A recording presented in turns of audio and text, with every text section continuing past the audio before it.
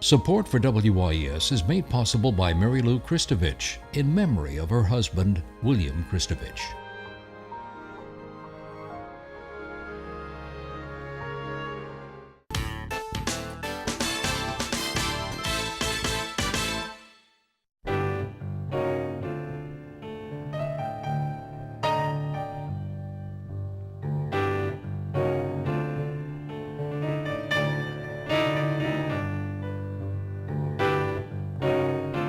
Good evening, I'm Peggy Scott Laborde and welcome to Steppin Out, spotlighting the New Orleans area's arts and entertainment scene.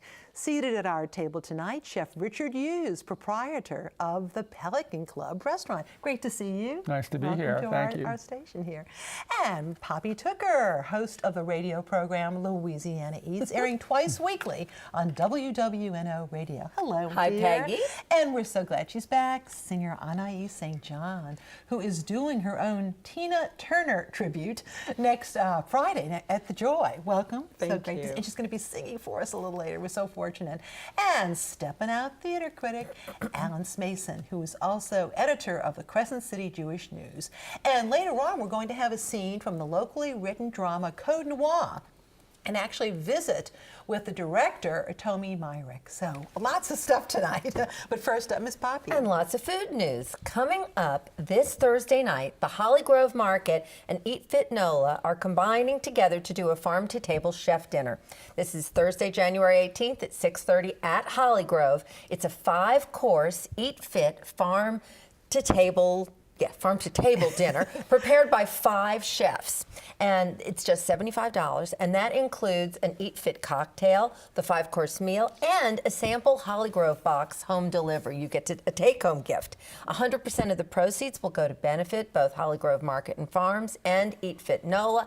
And the lineup is really great. Eat Fit's chef ambassador, Carl Schubert of DTB, one of my favorite places on Oak Street, Chef Meg Bickford of Cafe Adelaide, Chef Brad McGee of Blue Line Sandwich, Yogi Chef Brandy Lee Harris of Good Medicine, and bar chef Laura Bellucci of Sobu. Lots of fun Thursday night. Then next weekend, it's time for the Ball Mosque, the Link Strajewski Foundation's 3rd annual fundraising weekend of events. And the festivities begin Friday night with a special dinner at Calcasieu that features famous chef Nancy Oakes from her famed San Francisco restaurant Boulevard. Then the Ball Mask, which is at the Sugar Mill, features 9 celebrity chefs who are coming from all over the country. Frank Stitt from the Highlands Bar and Grill, Mike Lotta. That's fancy. I mean, just starting off with Frank Stitt. Frank Stitt, Mike Lotta. These are all James Beard Award winners who you'd have to go travel to eat their food. Paul Cahan of Avec in Chicago. That's a big deal. Our very own John Currents of Oxford City Grocery, Andrea Roosing, my good buddy from the Lantern in Chapel Hill. The tickets for Saturday night start at $300 this year, so it's very affordable. And what they're calling weekend baller packages, which include both Friday night special dinner and the Saturday night ball, are $1,000. And then it is Mardi Gras time, so more delicious Mardi Gras specials. This week I learned about at DTB on Oak Street, Chef Carl Schubert is doing a king cake souffle. Now it tastes like a king cake. And when do you see a souffle on a restaurant menu in the city? It has an almond and cinnamon base. It's served tableside with Creole cream cheese citrus glaze. And it's available during dinner service all throughout Mardi Gras season. Yummy. Absolutely. Happy Mardi Gras.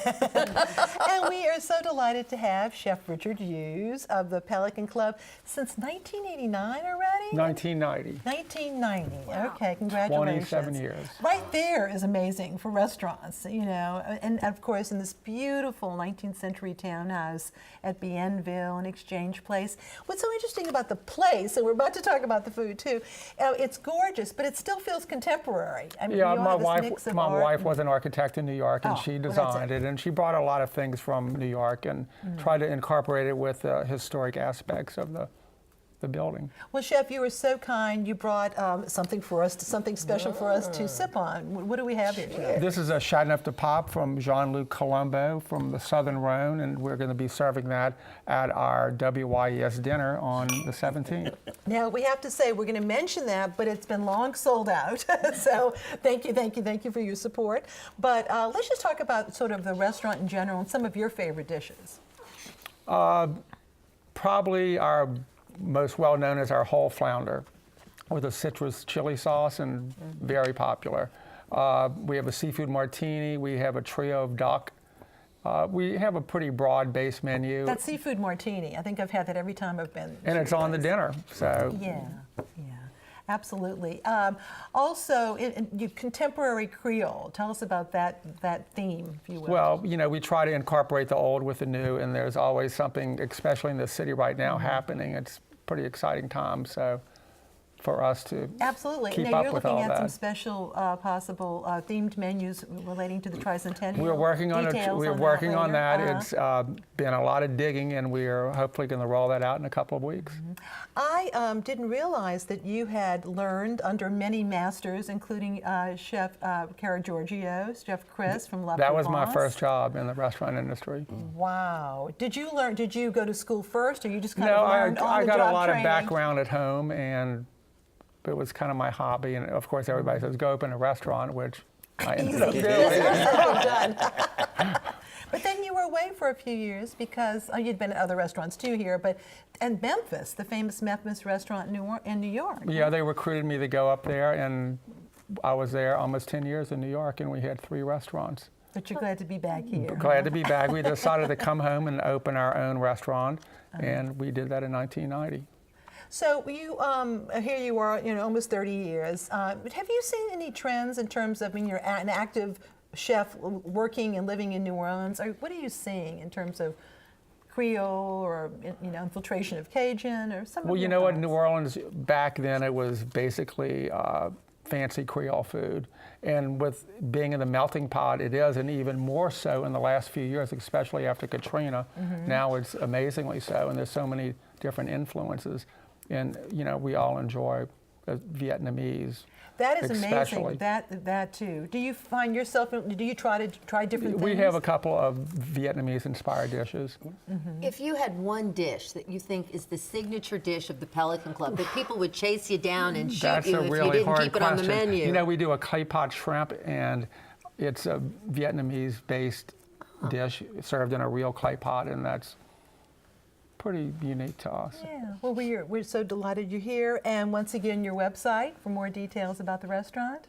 PelicanClub.com. Yeah, that'll do it. Thank you very much, and thanks for the wine. Sure. Appreciate Thank that. you.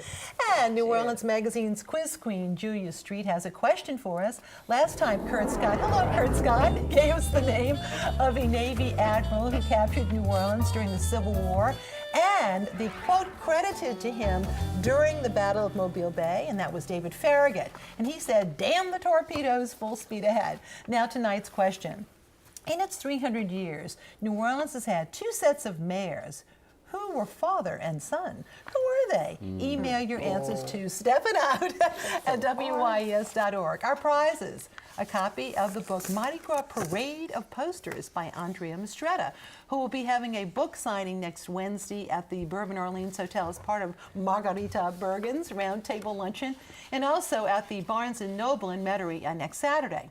We also have a dish towel with the message, "Love is beignets," from our friends at wearablevegetables.com. You can go to WYES.org for our online calendar and of events, of course, lots of good stuff there, including a lecture here at the station. Errol Laborde and I will be doing about Mardi Gras. That's next Saturday. And info on getting tickets to Live from Here with Chris Tile, that's the former Prairie Home Companion, next Saturday at the Sanger. You can also link to our WYES YouTube channel to view our program. Now, Anais. So, Anais, you came up with this idea, this Tina Turner tribute? I did. I was ready to do another show, and I was thinking, okay, what powerhouse diva can I do next? And I had to do Tina Turner. She embodies feminine empowerment more than any other singer that I've done.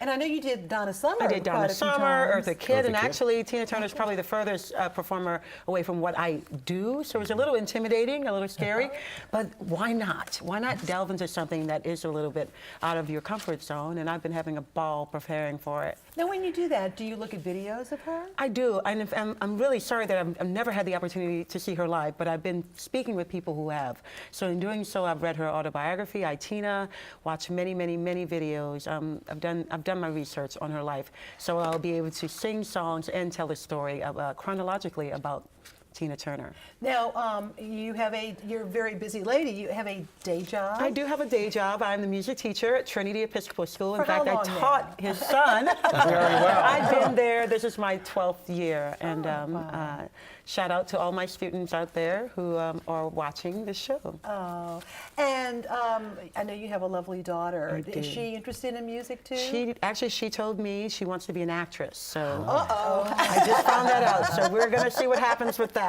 Okay. Well, you were joined tonight by Harry Marone Jr. on That's the right. piano. We're delighted, and he's an old friend, and we're glad he's here too. But we wish you well in this, and that's next Friday at the Joy. That's right. Well, we will let you get up and have Anais go over to the other side of our studio and perform a song for us. Once again, accompanied by Harry Marone Jr.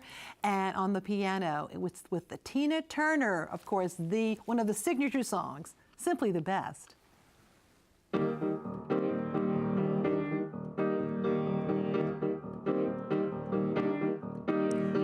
Call you when I need you, when my heart's on fire. You come to me wild and wide.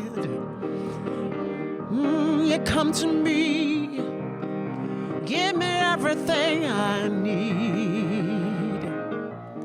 Give me a lifetime of promises in a world of dreams. Speak the language of love like you know what it means. It can't be wrong. Take my heart and make it strong, babe. You're simply the best, better than all the rest, better than anyone I ever met. I'm stuck on your heart. I hang on every word you say. Tear us apart. Baby, I'd rather be dead. In your heart, I see stars every night and every day. In your eyes, I get lost, I get washed away. Just as long as I'm here in your arms, I could be in no better place. You're simply the best, better than all the rest, better than anyone I ever met. I'm stuck on your heart. I hang on every word you say. Tear us apart.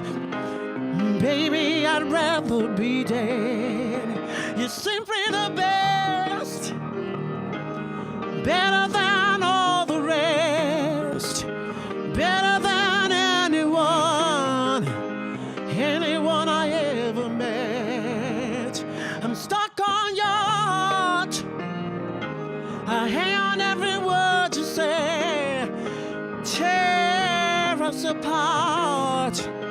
Baby, I'd rather be dead. You're simply the best.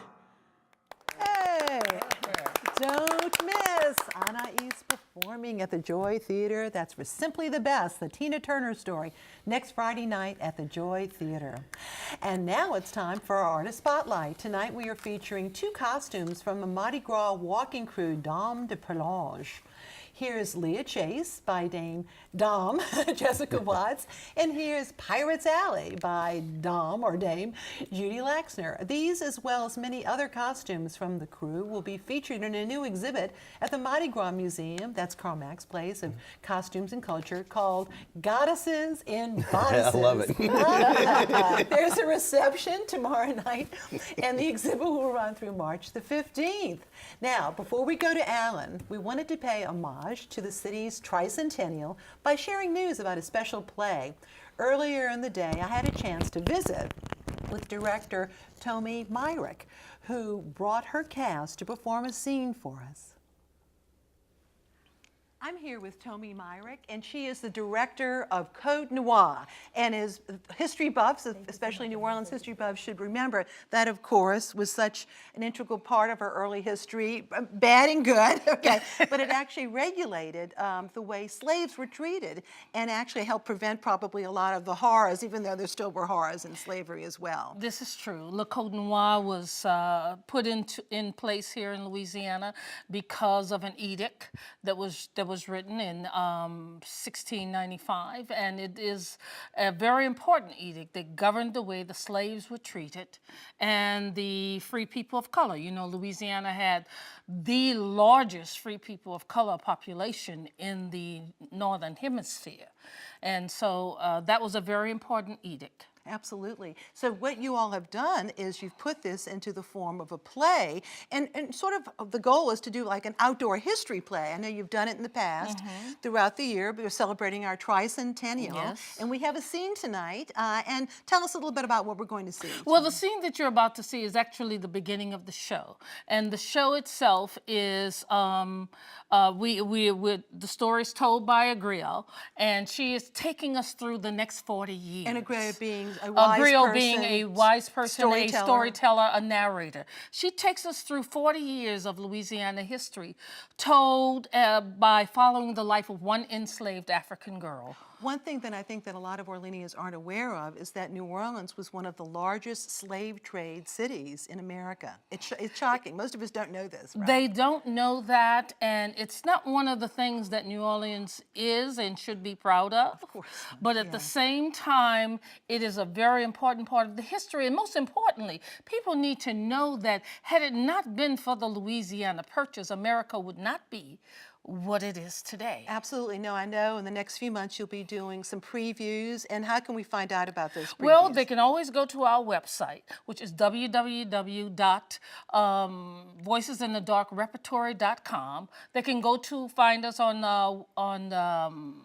Facebook, and they can also email me, which is Voices in the Dark Repertory Theater. And I know the goal certainly with this large cast is to do something very special. So you have a GoFundMe. We do have a GoFundMe account. It is a cast that's going to employ at least 80 people. That includes singers, actors, dancers, and musicians. So we need a lot of money to do that. So hopefully the large-scale production will debut in October. The large-scale production, the full gamut of the play is going to premiere in October in Congo Square in honor of the tricentennial. And thank you for being here. And now the opening scene from Code Noir. Thank you. Thank you. Mes amis, bonsoir. Comment allez-vous? Ah, what I said was, how are you? My name is Asatoa, and I will be your guide tonight, your griot, your narrator. And though this is not my story, this tale of old New Orleans, it is the story of my people, my city, my country, and how we came to be. This place where you are sitting tonight was once known as Place des Nègres, Place Publique, Circus Square, mostly known as Congo Square. It was a place where slaves could legally congregate on Sundays to dance, sell their wares, speak their native tongue, and search for information concerning sold or runaway loved ones. This was because of an edict written in 1685 and introduced here in New Orleans in 1724, known as the Code Noir, the Black Code. The Code Noir regulated the status of slaves and free people of color. Sometimes, not far from here, slaves were brought to the block and sold. That is why Marcello, over here on my left, an overseer and a free man of color, has come to purchase a slave for his plantation owner up on Cane River. The plantation owner, a free person of color. Yes, Jean de Couleur Libre, even in colonial Louisiana, oftentimes owned or inherited land, property, and even slaves. I bet you didn't know that. New Orleans was different from the rest of America in 1794, as it always has been and always shall be.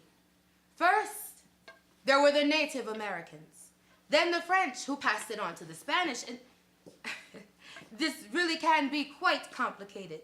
So let's get on with our story. Bonjour, monsieur. Comment allez-vous? Oh, mon sang de prix. Bon, très bon. The language is French, but that is the Spanish flag you will see. In 1794, the Americans did not come too much to be inside New Orleans. They tolerated the French, who were friends and allies during the American Revolution, but they did not care much for the Spanish. Sir, what time is the auction to be held? Je ne sais pas. I don't know. I'm Franklin Armstrong, overseer at Moscow for M. Francois Laval. The auction will be here where Trader Sebastian Mahan is standing. You know, today, there will be no new Africans. I don't want no Africans that come from Saint Domingue. Make sure you know where they all come from. Oui. At least some of them come in by privateers. Lafitte most likely. Ah, gentlemen, welcome. What brings you here today? Slaves, sir, and the pleasure of your company here in the port of New Orleans. I trust your cargo is legal this time? Oh, no, I am aware that the new French Republic has outlawed slavers' voyages. So the Africans being sold here today are not from French farms on the islands. No, Spain has not outlawed slavery, so these slaves are from Cuba. And my cargoes are always legal, sir. It just depends on whose laws you're reading at the time. We don't want any slaves from Saint Domingue. There's a revolt there. No. We brought no revolutionaries, men or women. So they thought. All right, written by Mark R. Sumner. You can show your support for Le Code Noir by making a donation to their GoFundMe account. Now, Alan. Well, I guess it's Mardi Gras time. We also have some theater time coming up. I wanted to mention that, of course, $1 Million Quartet starts this weekend at Rivertown Theaters for the Performing Arts. And this last weekend, they had a little get-together, a little season announcement. I wanted to go over some of the great shows. You know, Rivertown Theaters has, year in, year out, since Kelly Fushi and Gary Rucker took over, really won a lot of awards and a lot of attention because of the great shows that they put on. So they're going to start off in September of next year, of this year rather, the first season offering for this year and next year is going to be The Music Man. Again, perhaps maybe the most American, musical that there is. Meredith Willson, of course. It's going to be directed by Kelly, and she does a phenomenal job of direction. Again, we all remember that Billy Elliot that they did earlier in the year. That is, of course, going to allow them to work with youngsters as well, which they do very well as with some of the older theater people. So we're looking forward to that as well. In November, they're going to have Gone Pecan. So this is going to be directed by Ricky Graham. It's going to star Ricky Graham, of course, and Varla Jean Merman and Sean Patterson and the whole cast and crew that you come to expect with Ricky Graham production. Again, all New Orleans type of stories relating to what, of course, the Tricentennial. And that's going to be followed in December by Rich Arnold's direction of Let It Snow. This was a production that was supposed to be at the Jazz Marketplace. If you remember, around Christmas time, they had some problems getting it mounted for some reason, and it is instead going to be mounted next Christmas time. Let It Snow, starring, of course, the Big Easy Boys and the Big Easy Girls, and they're going to be performing a host of different Christmas songs, and I'm sure it's going to be related somewhere or other to New Orleans as well. Then the beginning of next year, a year from this month, we're going to have the Greater Tuna Show. Now, this is an old standard, if you will. It was done many years ago. Gary Rucker was involved. Gary Rucker and Sean Patterson, who have worked very well together in the past, are going to actually co-direct. I don't know how who's going to direct who or whatever, but maybe they'll direct themselves. You never know. But that's going to be on in January. A little break for Mardi Gras, and then they'll be back with Into the Woods to be directed by Gary Rucker, the Stephen Sondheim fairy tale take, and again, I'm looking forward to that as well. And then finally, the last show that they're going to do is Me and My Gal. Now, this, of course, was the 1937 British musical that was brought back to Broadway back in the late 80s, the Lambeth Walk, and so many other things. Twiggy was in Twiggy it. was, she may have been. I remember she was in, I know she was in a few productions, but all I can tell you is this is going to be announced as to who the director is. Since Michael McKelvey's been doing the direction on this year for $1 Million Quartet, perhaps maybe he'll be able to do that. I think he'd do a great job if he does, but they have not announced that. Another theater company that's going to be doing something very special for this tricentennial year in New Orleans is the Tennessee Williams Theater Company. Of course, it's Augustin Carrero and Nick Shackelford. They are bringing out for their 4th season all New Orleans shows done by Tennessee Williams. These are all plays. Vieux Carré in August, followed by The Mutilated in December, and then hopefully in time for the Tennessee Williams New Orleans Literary Festival suddenly last summer. This should be wonderful. Vieux Carré is a very underappreciated show. It is. A lot of people haven't seen it. It's really good. It is. I mean, they're all very good. The Mutilated I got to see for the first time at the CAC about a year and a half ago, and it's fantastic too. Some really seedy New Orleans characters in there. I love it. Also, just want to let everybody know that the vaudeville opera, if you will, Tabasco, which was brought back by Paul Marfrey, the conductor, is going to be coming back again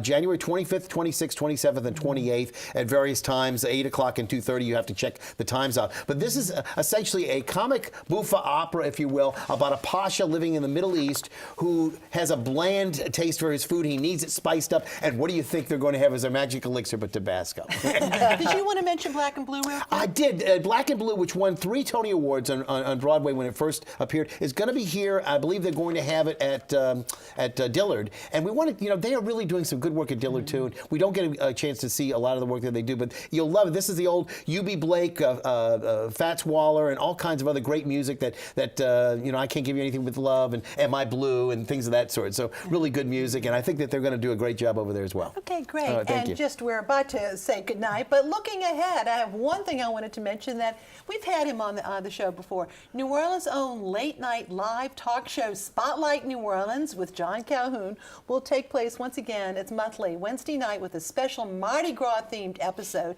at Cafe Istanbul. There are many New Orleans-related guests and Mardi Gras-related guests, including Al Carnival Time Johnson and me. Oh, so don't miss that. And we also have a Mardi Gras Indian who will be on too, this gentleman. And anyway, it's going to be a lot of fun. But it's like he's doing this live talk show, and they have lots of music and lots of guests, and it's a whole lot of fun.